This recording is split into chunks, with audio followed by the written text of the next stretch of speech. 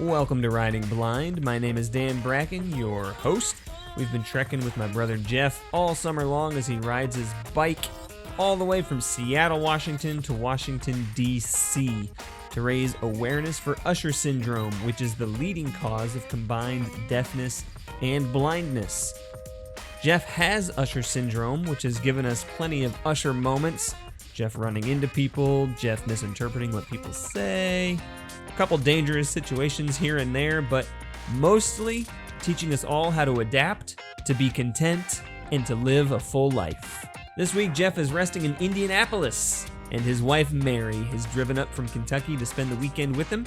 She'll be joining us on the podcast today.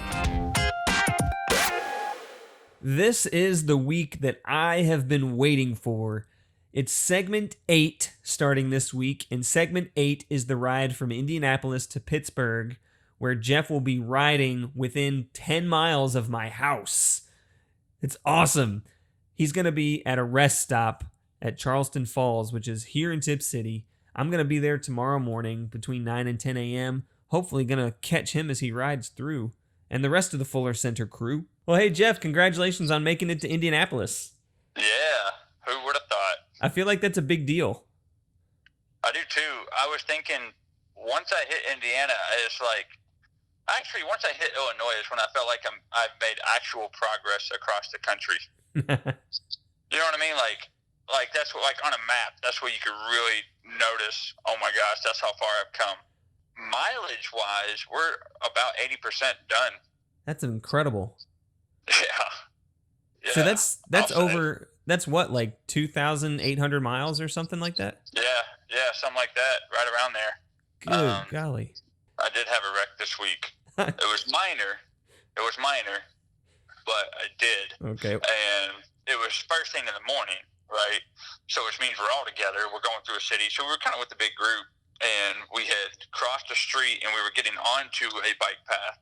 And there was a little bit of a hill.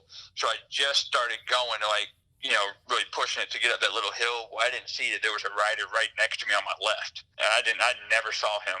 And I went right into him, and I just went down. He stayed up. That's incredible. And my chain threw my chain off. But it was minor. I wasn't hurt. The bike was fine. I put the chain back on, and I took off again. So nothing serious. The other guy was okay? Yeah, so it was good. And as far as biking, I can recap the week in like 30 seconds. You ready for this? Go for it. Okay. So we just biked along a lot of corn, more corn, and then soybeans. Mm-hmm. Back to corn. Mm-hmm. More corn. Uh-huh. More corn. Mm-hmm. Soybeans. Mm-hmm. Repeat. Yeah. Yeah. But you know what I loved about it though was we're on these roads that are just going through cornfields, soybean fields. But I think 3 days in a row through Illinois, you're talking about a 50-mile stretch where only 4 cars passed me, and 2 of them were our own support vehicles. Wow. And that was like 3 days in a row. So it's like no traffic, no cars, nothing, just cornfields. So I actually enjoyed it. It was nice. And couple days I rode with people, a couple days I went on my own. Of course, I went out on my own when we came to Indianapolis so I could hurry. The last rest stop, Mary and the kids, they came to Indianapolis and they would meet me at the rest stop. So I was trying to book it. Yeah, explain what that was like, man. You've just come all the way from Seattle, Washington, and you know that you've got to get to this rest area because your kids are waiting and your beautiful wife. Yeah, so and actually it was really tough because it was a big. We're coming into Indianapolis, so it was actually a busy road. The third rest stop was, and it was on the left, and so I had to stop in the right lane. And I see my kids and Mary, you know, my wife over there screaming and cheering, and I want to just go, you know, hug them, but I can't because there's all these cars. And so I'm just like looking at them. And finally I found my chance, and I went across, and we just embraced, and it's just a happy, special moment. And it was incredible. And the kids would just, you know, of course, Mary wants to hug on me too, but she got to let the kids cling to me. So they just wouldn't let go. and it was a very special moment. And then there was a bike trail that came after that rest stop. So Zay actually rode about 8 miles with me and some other people through. I didn't know the bike trail was going through downtown. So he rode downtown Indianapolis with me and a few others. Wow. It took us forever to get through downtown, but we did it, and he made it, and he was pretty happy about that. So Zay riding through downtown Indianapolis, that's something. Yeah. I didn't realize it was going to be a bike trail in downtown, but that's what it was. So today on the podcast, we have a very special guest. Jeff, why don't you make the introduction? I'd like to introduce you all to the one, the only one that would put up with me, be married to me for 10 years now. Woo! I'm making another 10 years with her. By the grace of God. Woo! My wife, Mary Losey Bracken. Hello. Woo! Hi, Dan. What's up, Mary? What's up, Dan? Hey, how's it going? She is from Southern Kentucky. What's up, Dan? Stop it. Hey, Mary, tell me what it was like seeing Jeff roll up into Indianapolis. Well, watching the kids really is what was so amazing. Whenever Jeff got across the road, the kids were trying to run to him on the road. Oh, geez. But anyway, whenever he finally got across, he threw his back down and the kids just lunged at him, and it was just the sweetest thing. I was just so glad that we finally made it there, and it was just so sweet. I never thought this day was going to come. And did you just leave the kids with them so you could go get a massage or something? Unfortunately, no. But I have told him, while I'm here, kids are all yours. Kids, if you want a drink, you got to go ask Daddy. Yeah. You've been alone with the kids now, at least without Dad, for 6 weeks, right? 7 weeks. Oh, dear. Yes. 7.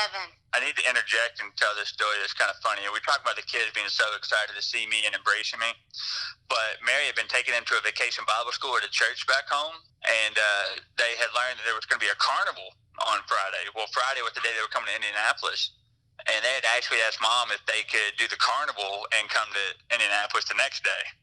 And so, of course, that kind of hurt my feelings. And so I was honest with the kids. I said, it really hurts my feelings. I wanted them to know that things they say and do can affect how other people think and feel.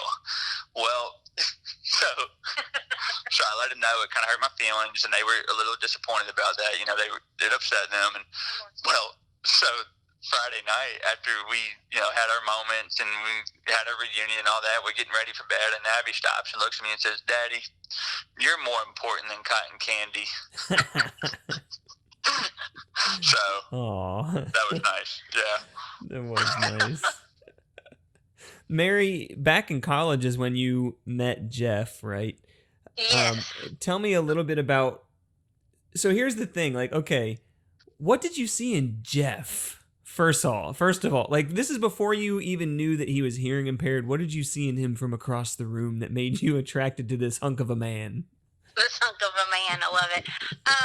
Well, he was good looking, first off, and he was just a big goofball. He was not ashamed of who he was. And then when I found out that he was hearing impaired, I was like, oh, well, that's pretty cool. But then he would joke on himself, on that aspect, and I was like, oh, okay, that makes me uncomfortable, but whatever. Did that take a little bit to get used to at first, his hearing impairment? Yes, only because he is super loud, so that was very much a struggle for me, and now I've noticed that I am loud now, and it's because I have to be loud all the time so that he hears me. Mm-hmm. And so which is good for when I'm, teaching. It's good to have a good loud teacher voice, but it's my everyday voice now. But the kids are loud too, and that's not good for student voice. No, it's terrible. But hey, they have a daddy who can't hear well, so they have to be loud too. Yeah. Was it hard for me to get used to? Yes, that aspect, and learning what I need to do for him to be able to hear me well. We can't really talk in loud environments. I need to get his attention before I start speaking to him because he needs to look at me. So things like that is what took me a little bit to get used to. Yeah. And I would just see him like worshiping the Lord, and that was pretty awesome. And then just like hearing his conversations with people, he always brought the gospel in it some way, somehow, no matter who he was talking to. So that was another thing. I was like, wow, like this college student right here is like just sharing the gospel wherever he is with whoever he's talking to. So honestly, that's kind of what drew me into him. When he started losing his eyesight, you were married already. For how long were you married? It was January 9 to December of 10. So almost 2 years. So you were almost married for 2 years before you really understood that Jeff was losing his eyesight. Yes. Tell me about your process of learning to accept that new reality. You know, like I've been telling Jeff, you need to pay attention to what you're doing. You need to be aware of what's around you. Just thinking, like he had said a while back, he just thought he was being clumsy. But I was getting frustrated with him, like, really, you didn't see that? You know? And at this point, he really wasn't driving that much. Only, like, when I was with him, I was driving. Yeah. Just because, honestly, he made me a little nervous. And I didn't know why. I just thought he wasn't paying attention. And so whenever we were at the doctor's office and he was told, you have Usher syndrome, we both were in shock. And I remember asking, is this genetic? And they said yes. And I've got Isaiah. I just found out I was pregnant with him. And I'm like, oh, snap. Again, like, is my son, what's his life going to be like, too? What's our life going to be like? And I remember going home with Jeff, and we were both kind of just in shock. But I remember that night, or maybe it was the next day, he sat down on the couch, made both of his hands like binoculars and put them up to the TV, and he said, I can still see the TV, we're good. And we've always, or at least I've always had the attitude of like, this is where we are, this is where we need to go. We just need to move forward, and we'll just figure it out as we go. And so that's kind of been how we've just, I guess, dealt with it. Is here we are. Where do we go from here? Have the two of you learned that together, or Mary, for you, did you come into your relationship with that perspective on life? Like, was that a worldview that you brought into your marriage? I've always thought like that, Jeff. I mean, I think Jeff has too. But I mean, that's always been my attitude, just in everyday life. Like, we can't dwell on what's going on. This is where we are. What's our next step? I think the difference between me and Mary is she's a little more futuristic than me. So she's a little more solve problems, think ahead, things like that. I'm more like, I don't care, is what it is. But then I'm not necessarily like thinking future or planning or anything like that. Yeah. I think that's where Mary's got the advantage on me. And I mean, I'm more of a logistics kind of person too, like figuring out details and. Like, for example, the whole adventure with the airport. Like, I wouldn't have bothered to do any of that, but she did. Jeff, you would have been just now arriving to Seattle. What he said. You would have just now been arriving to Seattle. Yeah, probably. Maybe yesterday. Was there any moment of deep grief for you through this process, kind of understanding that this was not going to be like, it's not like the flu, where Jeff's going to get better. It's just going to get worse and worse and worse. And what's amazing about Mary is she had grief, but it wasn't grief for her own life. It was grief for mine. Mm-hmm. Yeah. And obviously it was going to affect her in so many ways, with her having to drive and like just take on more of the burdens. But she wasn't grieving for her, she was grieving for me. And I've been blessed to have amazing women in my life, because Mary's not the only one. Mom too. Mom had open heart surgery right when I was diagnosed, and she was more concerned about my diagnosis than she was about her open heart surgery. Like, what? That's, it should have been the other way around. So to have the mom that we have and to have the wife that I have, it's pretty important.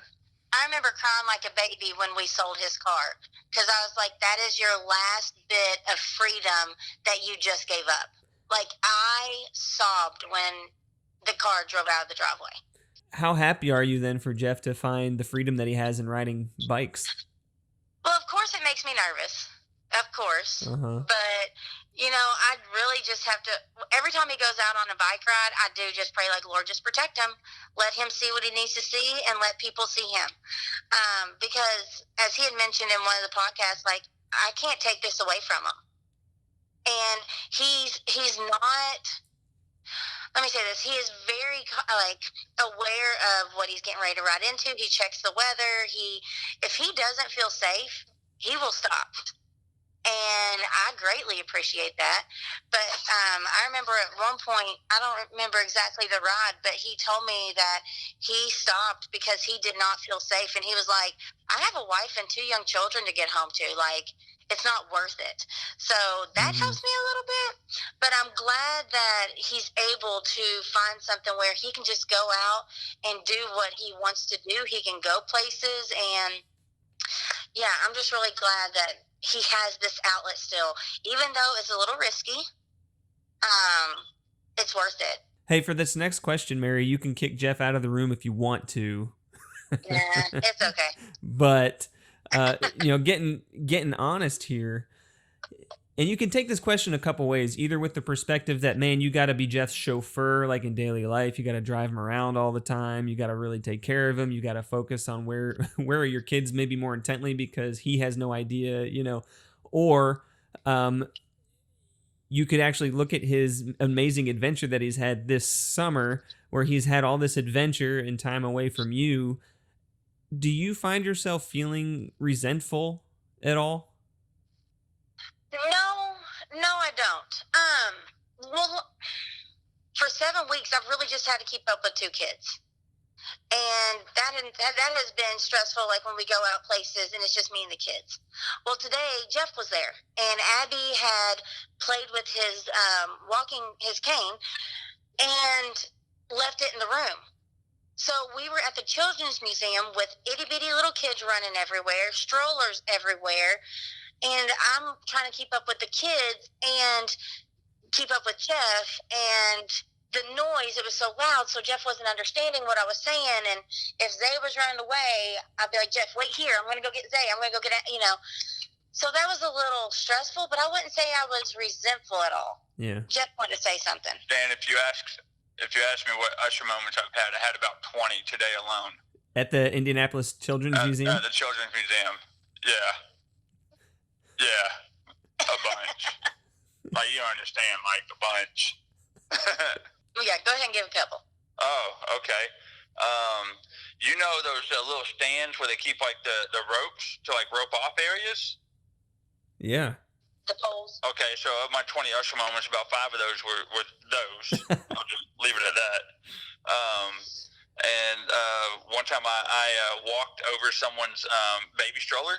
They were pushing, the baby stroller was kind of lower, and I was walking across, and I ran over this baby stroller, and actually the guy gave me a very ugly look, and we had family friends with us, and he caught it and tried to explain to him, but the guy wasn't like, he wasn't like, I don't know, you could just tell he was annoyed.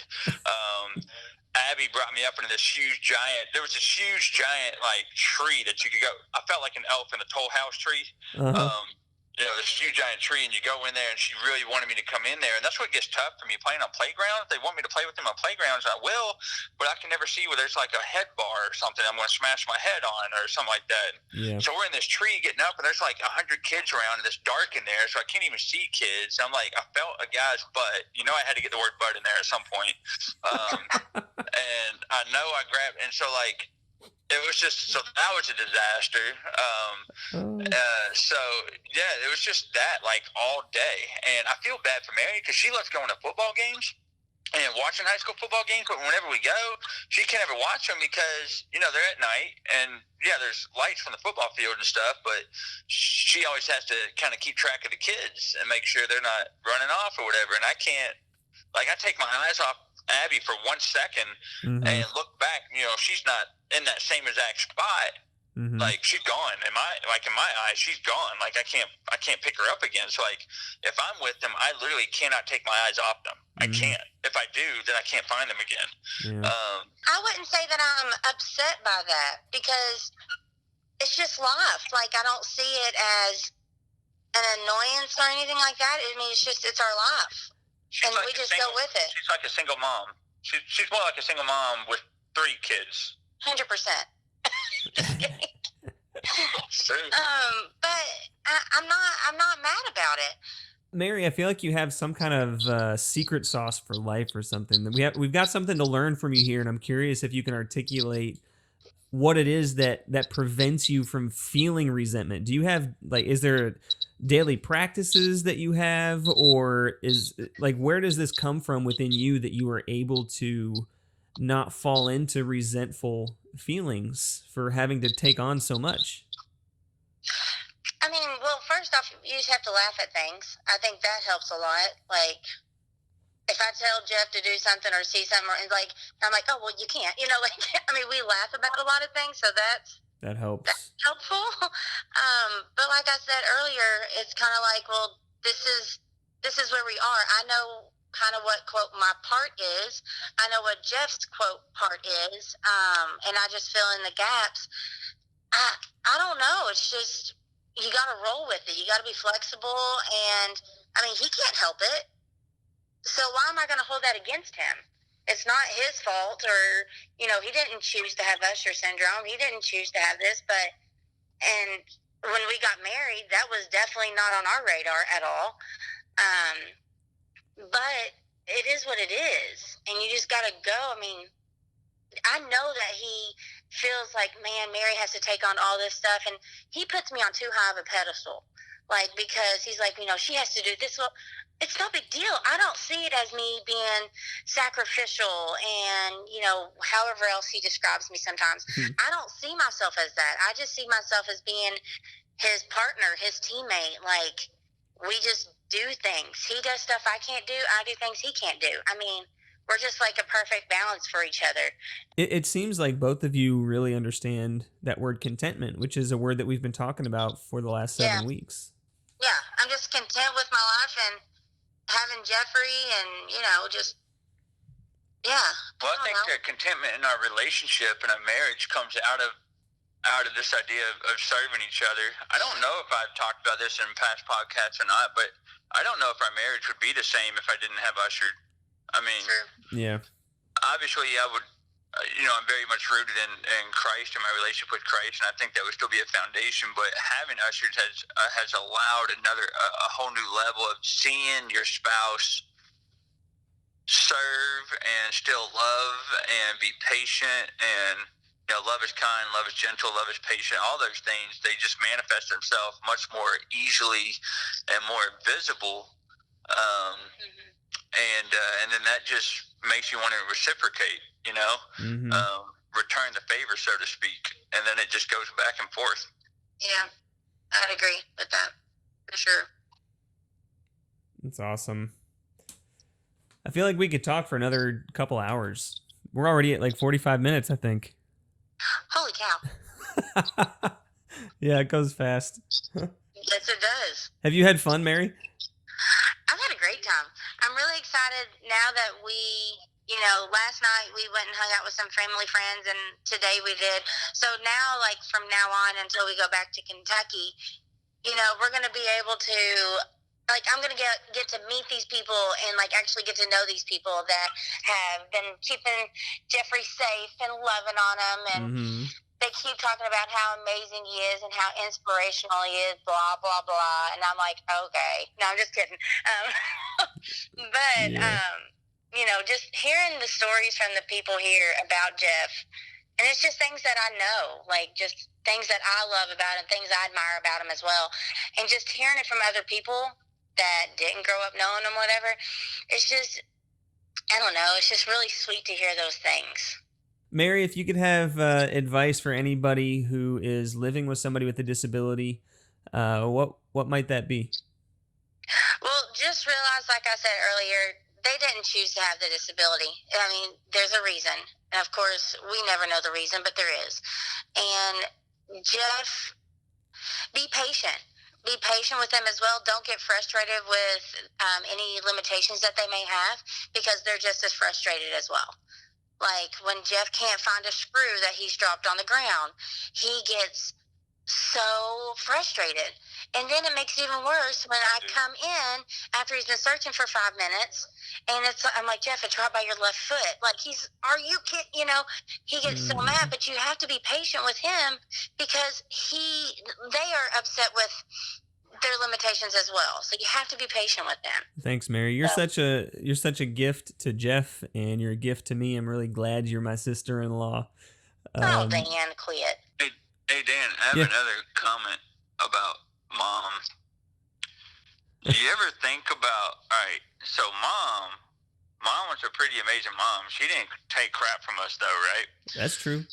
Yeah, so she had some great things that we learned from her. You know, like if we complained about, you know, the other brother getting more ice cream, she'd take a big scoop out of your own bowl and give it to them and say, you're right, he did get more, right? Mm-hmm, yeah. So she didn't take crap from us, and that has made us better people. Mom's amazing. And on that note, you ever wonder, you know, we've seen A Christmas Story, right? The movie? Uh-huh. Right? Uh-huh. Well, you know, when we did potty mouth at the dinner table, what did Mom put in our mouth? Soap. Well, although you were the only one that I remember her ever having to do that for. Oh, yeah. And if you've been listening to the podcast, you'd probably understand that well, anyways. So are you getting the connection where I'm going with this? Not yet, but keep going. Yeah, well, remember when Ralph gets the bar of soap in his mouth, he has this dream that later in life he's blind. Stop. Right? And his parents said, oh, what did we do? And he says, soap poison. So maybe my Usher syndrome actually isn't genetic. Maybe I'm going blind because of soap poison. You're a terrible person for saying It's that. all Mom's fault. You are terrible. Dude, stop. I mean, it is genetic, so... But, no, I have the toughness I have. I think, you know, we talked a lot about Dad's role in my life, but I think I have a lot of toughness that I have from Mom. Mm-hmm. I think she did make us tough. So, yeah, she's pretty incredible, too. Thanks, Mom. Yeah. Mary, thanks for joining us. It was a pleasure to have you on. You're welcome. Thanks for letting me. And sorry. Yeah, thank you. What were you going to apologize for? Well, I don't know. I was going to say, is there any way you can, like, fix my accent whenever you are editing this so I don't sound like a complete hick? Are you insinuating that everybody from the South sounds like a hick? No, I sound like a hick. It's like listening to Jeffrey talk and then me talk, I'm like, oh, gosh. I'm very aware of my accent right now, and it's really annoying. It's embarrassing. Mary, everybody loves you. You're fine. You're fine. Hey, have a safe trip into Tip City, and I'll see you Tuesday morning. All right, cool, man. Can't wait. Join us next week or throughout the week on the Riding Blind Facebook page at facebook.com/groups/ridingblind. And remember, you can be free to live the life you want, regardless of limitation. For more information on Usher syndrome, simply visit usher-syndrome.org. To learn more about Jeff's trip, visit fullercenterbikeadventure.org. Thanks to Ginghamsburg Church for loaning the gear to make this possible. We'll do this again next week. Thanks for listening to Riding Blind. I'm your host, Dan Bracken.